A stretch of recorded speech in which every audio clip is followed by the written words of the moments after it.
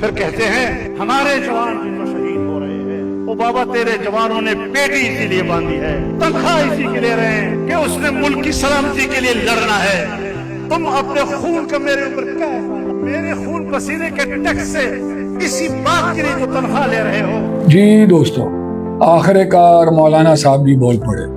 بڑا عرصہ خاموش رہنے کے بعد وہ آخر میں ایسا بولے کہ اگلی پچھلی کسر تمام کی تمام پوری کر, اور بولے کس کے ایما پہ یہ وقت ہی بتائے گا, لیکن یہ ہے کہ یہ بولے کسی کے ہاتھ میں ان کا بٹن ہے, جو بٹن دبا دیا گیا, اور جیسے ہی بٹن دبایا تو جناب نے وہ کچھ کہا جو ان کو شاید نہیں کہنا چاہیے.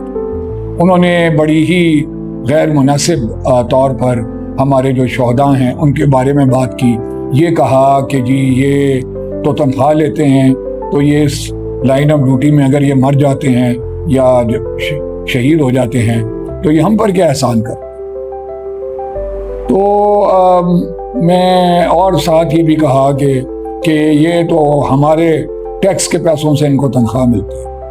سب سے پہلے تو یہ کہ یہ ایک بڑا ہی نامناسب ان کا یہ کہنا تھا, کیونکہ جو جتنے بھی شہداء ہیں اور ان کے اس بیان کے نتیجے میں بہت ساری جو لوگ سامنے آئے ہیں جنہوں نے کہا ہے, بہت ساری ایسی خواتین جن کے بیٹے جو ہے وہ شہید ہوئے, جن کے شوہر شہید ہوئے, وہ بچے جن کے جو اپنے باپ کی شفقت سے محروم ہو گئے, وہ تمام لوگ وہ کسی قسم کی بھی تنخواہ یا کسی قسم کے بھی پیسے کیا وہ اس کا نعمت بدل ہو سکتے ہیں.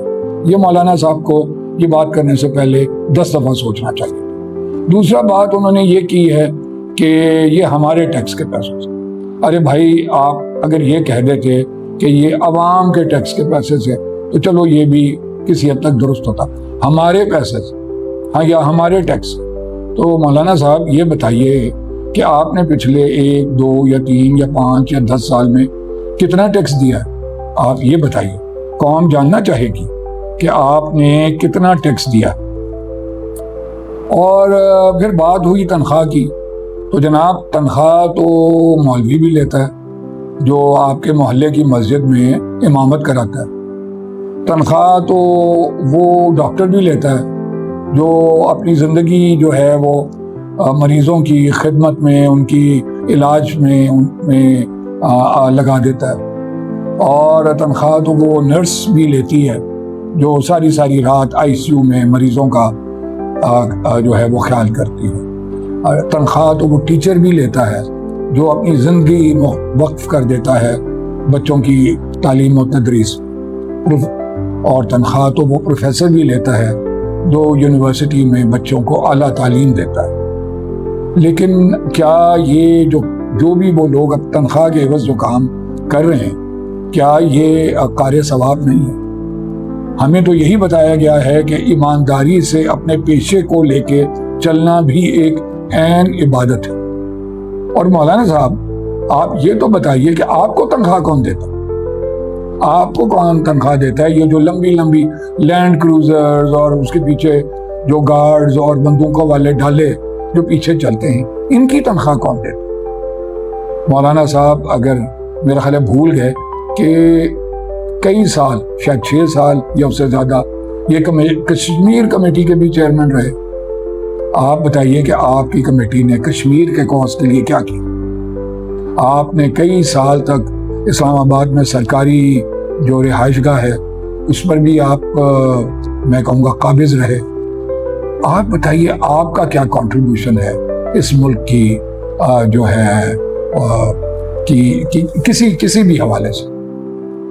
ہمیں میرا خیال ہے کہ ایسی باتیں کرنے سے بالکل گریز کرنا چاہیے, اور ہم سب کو جو ہے وہ اپنے گریبان میں جھانک کے دیکھنا چاہیے.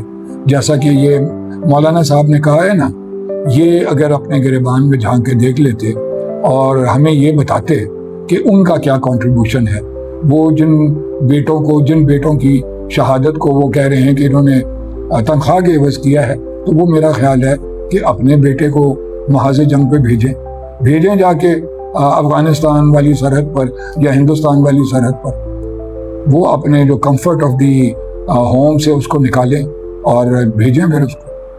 یہ جناب یہ باتیں جو ہیں یہ بڑی ہی غیر مناسب ہیں اور ان کی ہر طرح سے ہم شدید جو ہے وہ مذمت کرتے ہیں.